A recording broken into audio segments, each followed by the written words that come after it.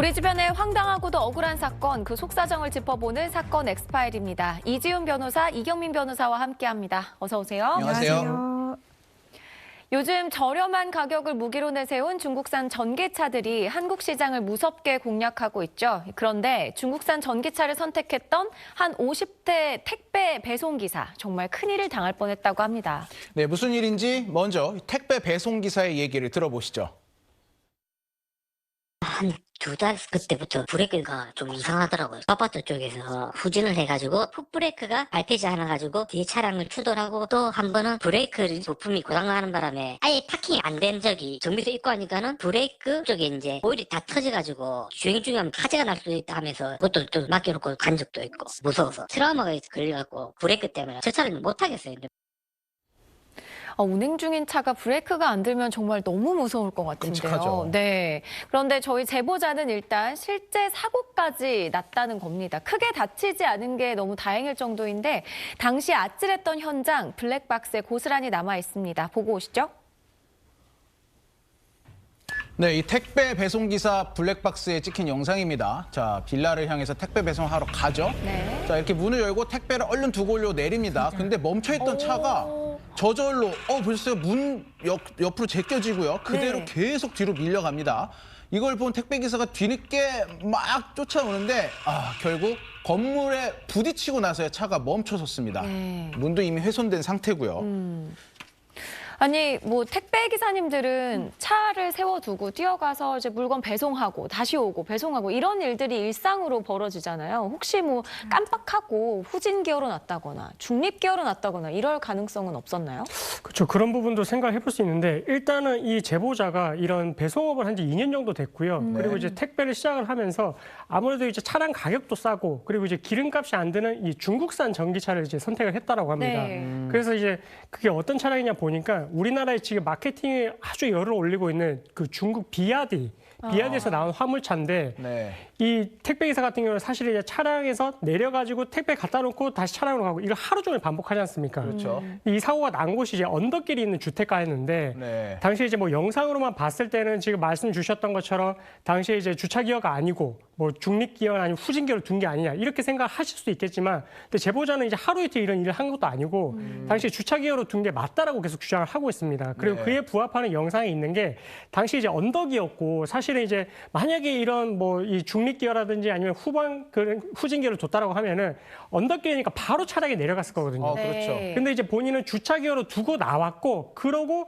2초에서 3초 정도 있다가 뭔가 툭 풀리듯이 이제 차량이 뒤로 내려왔다는 겁니다. 그래서 이제 자기도 이제 그게 혹시나 좀 걱정이 돼서 차량에서 가서 기어가 어떻게 되어 있는지 봤는데, 마찬가지로 이제 주차 기어에 되어 있다라고 하고요. 네. 그리고 이제 그 차량을 또 움직이기 위해서 차량을 D 모드로 이제 주행 모드로 바꿨다라고 하는데, 근데 차량이 또 움직이지도 않았던 그런 결함도 있었다고 합니다. 그러니까 주차 기어가 심지어 주행 기어로 바꿔지지도 않았다. 그렇습니다. 주차 기어에 더했던 게 확실하다. 맞습니다. 이런 얘기군요. 예. 이 변호사님, 근데 이 중국 전기차 중에서도 이 BYD, 비아디는 사실 우리나라에서도 요즘 굉장히 공격적으로 마케팅을 하고 있잖아요.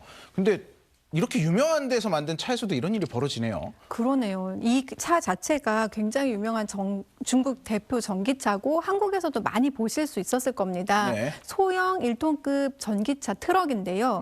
이 트럭 같은 경우에는 아무래도 도심이나 택배 이러한 어떤 운반용으로 많이 사용하고 있습니다. 네. 네, 그리고 이런 수입 같은 경우는 국내의 GS 글로벌이라는 곳에서 이런 어떤 제품에 대해서 판매하고 관리를 하고 있는데요. 이 글로벌 통해서 GS 글로벌 통해서 운영되고 있는 이 차종은 바로 T4K라고 하는 어떤 소형 트럭이라고 합니다.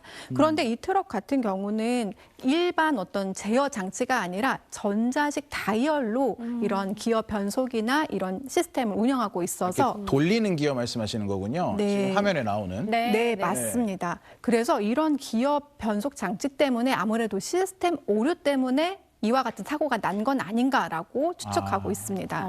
네. 아니 그러면 혹시나 뭐 차가 좀 오래돼서 네, 이런 일이 벌어진 게 아닌가 하는 생각도 들거든요. 네, 절대 아닙니다. 아. 왜냐하면 이 제보자는 2년 정도 이제 택배 운송업을 했다고 합니다. 네. 네. 그런데 이 차는 작년 11월에 출고돼서 받아서 운영했던 차고요. 네. 또 이 차를 받고 나서 한두 달 만에 이상한 사고들이 많이 발생했다고 합니다. 예를 들면은 이 기어 변속 같은 게 브레이크가 제대로 안 들어가지고 추돌 사고까지 발생한 적도 있고요. 또 정비소에 가봤더니 이거 오일 누수가 너무 심하다. 한바탕면 화재 위험도 있었을 뻔했다라고 했고요. 아이고. 그런데 이분 어떻습니까? 생계를 해야 하기 때문에 네. 차 운행을 계속해야 했습니다. 네. 그래서 임시 방편으로 이제 바퀴에 디딤돌, 지목 이런 것들을 좀 놓고 운행을 계속해 왔다고 합니다. 브레이크가 불안해서. 네, 맞습니다. 네. 자, 지금 이 차량 중국 BYD에서 제조했고 또 우리나라에서는 GS 글로벌이라는 회사가 수입을 하고 사후 관리를 해준다고 했는데 뭐 제보자가 사고도 났었고 이날도 또 사고가 났었고 당연히 이 회사 쪽에다가 얘기를 했을 것 같아요. 뭐 별다른 대응은 없었던 겁니까? 그렇죠. 이 제보자 주장에 의하면 이 GS 글로벌 측이 이야기를 했는데 뭐 사고 원인 규명도 그렇고 뒤에 책임 있는 조치를 취하지 않고 있다라고 지금 주장을 하고 있거든요. 네. 그 사고가 나고 나서 그 BYD 고객센터에 이제 사고 신고를 바로 했었고요. 네. 그리고 보통 지방 같은 경우에는 이렇게 견인 서비스를 잘 안 해주는데 그때는 또 바로 이제 견인 서비스가 나와서 협력 정비소로 갔다라고 합니다. 정비소로 갔는데 근데 일주일이 다 되도록 뭐 이 사고 원인 규명도 그렇고 수리조차 되지 않았다라고 하거든요. 네. 그래서 그 부분에 대해서 확인을 해보니까 정비소에서는 차량 제조사의 기술팀이 나오기 전까지는 차량을 건드릴 수가 없다라는 그런 회신을 했다는 겁니다. 그러다 보니까 제보자가 다시 이제 고객센터에 문의를 하니까 앞서 있는 그 기술팀의 스케줄이 너무나 많이 밀려 있다 보니까 네. 이게 지금 이제 그게 계속 뒤로 밀리고 있는 상황이다라고 하고 있고 네. 그래서 제보자 입장에서 어쩔 수 없이 계속해서 지금 기다려야 되는 그런 상황이라고 합니다. 네. 제대로 된 조사도 아직 못 받았다. 이런 그렇습니다. 말씀이시군요. 자, 그런데 비아디의 이 전기 화물차 브레이크 문제 단순히 제보자의 주장만이 아니었습니다. 앞서 보신 저 사고가 나기 하루 전 비아디 차량 수입하는 GS 글로벌이 제보자가 타는 화물차에 대한 리콜 통지서를 보낸 건데요. 리콜 사유는 바로 브레이크 결함이었습니다. 자세한 내용 화면으로 확인해 보시죠.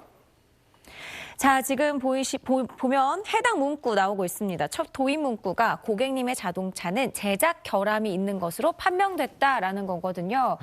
결함 장치 부품으로 주차 제동 장치라고 써져 있고요. 네, 원인으로는 차량을 컨트롤하는 소프트웨어 설계상 일부 운행 조건을 반영하지 못해 특정 조건에서 파킹을 입력 시 주차 브레이크가 작동하지 않을 수 있다라는 내용입니다. 지금 이 리콜 통지서에 써 있는 파킹했을 때 주차 브레이크가 작동하지 않을 수 있다.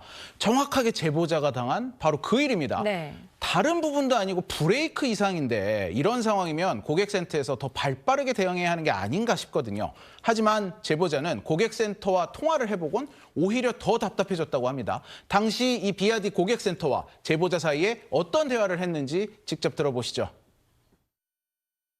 차량에 대한 결함이 있다라고 확인이 되는 부분이 있어서 또 사실상 서비스센터에서 이상이 없는 경우라고 한다면 어쩔 수 없는 부분이니까. 아니 리콜도 떴더만요. 차량이 결함이 있으니까 리콜을 한 거잖아요. 아니에요, 고객님. 차량에 대해서 리콜 시행이 되는 게 일정 상황에서 고객님들께서 체결이 안 됐을 때 체결을 하고 하차를 하실 수 있도록 저희가 소프트웨어를 업데이트한 거예요. 차량에 대해서 문제가 있어서 진행을 한 게 아니에요.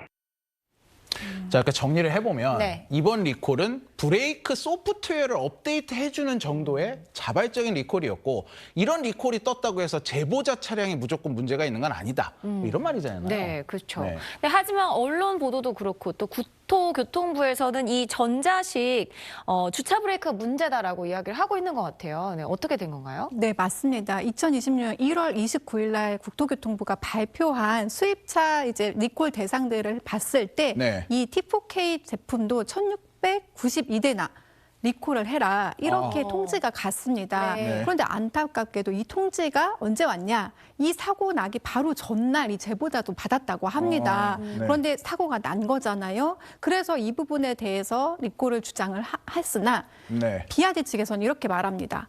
이건 위험이 있을 요소가 있으니 우리가 선제적으로 이 부분에 대해서는 소프트웨어 업데이트로 진행하는 거지 우리의 결함을 인정한 것은 아니다라고 주장하고 있다고 합니다. 네. 글쎄요, 약간 앞뒤가 안 맞는 말이 아닌가 싶은 생각도 듭니다. 자, 그래서 저희가 자동차 분야에 계시는 교수님들께 자문을 좀 받아봤습니다. 해당 사고 영상을 분석해보고는 이런 의견을 주셨습니다. 들어보시죠. 보통 뒤로 그냥 가는데 이거는 한 2, 3초 후에 움직이거든요. 그것도 좀 이상한 부분이 있어요. 보통 이제 일반 엔진차나 전기차도 그렇고 보통 발을 브레이크해서 뛰는 순간에 차가 이미 움직이거든요. 예, 또 다른 자동차 전문가도 비슷한 의견을 저희에게 전해왔는데요. 자, 자발적 리콜을 진행한 거라면 이 차에 결함이 있다는 사실을 수입사 그리고 판매사에서도 알고 있었을 것이다 라고 얘기를 했습니다. 그러면서 리콜 관련 결함으로 인한 사고가 명확해지면 수리비까지도 다 보상해줘야 된다라고 얘기를 전해왔습니다. 네, 저희가 자문을 구한 전문가들은 모두 차량 결함을 강하게 의심을 하고 있는 그런 상황인 것 같은데요. 자, 그런데 사실 이 차량 브레이크만 문제가 아니었다고 합니다. 제보자는 운행 중에 과속 방지턱을 넘는 등 이런 작은 충격에도 갑작스럽게 핸들이 틀어지는 현상을 여러 번 겪었다고 하는데요. 현장 상황 확인해 보시죠. 네, 지금 보면은 주행을 하고 있습니다. 네. 자, 그런데 주행 중에 원인 모를 핸들 틀어짐. 그러면서 차가 제동이 되지가 않는 상황이 돼버린 겁니다. 자, 이건 또 다른 날인데 이날도 역시 핸들이 갑자기 틀어졌대요. 네. 얼마나 아찔합니까? 사실 이런 문제들이 이번 사고가 발생하기 전부터 여러 번 겪었다고 하는데 보면 차가 막 심하게 흔들리죠? 네네. 핸들이 살짝만 덜컹해도 계속 움직이니까 저런 상황이 나타났다라는 게 제보자의 주장입니다. 네.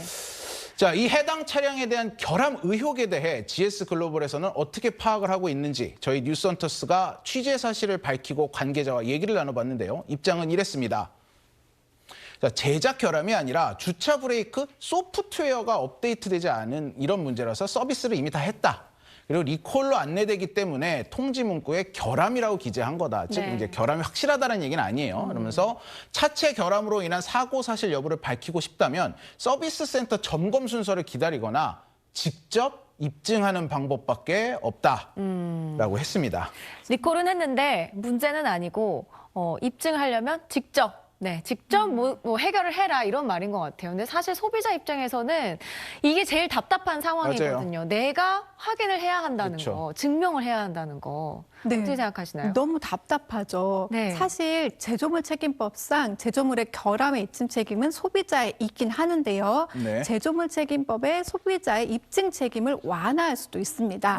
네. 이와 같은 사고들인데요. 어떤 사고냐?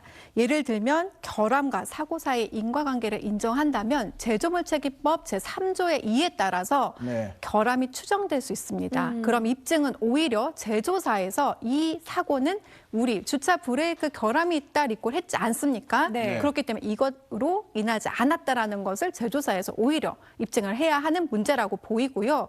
이 제보자 너무 안타깝습니다. 왜냐하면 생계를 위해서 차를 필요한데 지금 일주일 넘게 기다리고 있다고 합니다. 일을 못하고 있는 거군요. 네, 맞습니다. 네.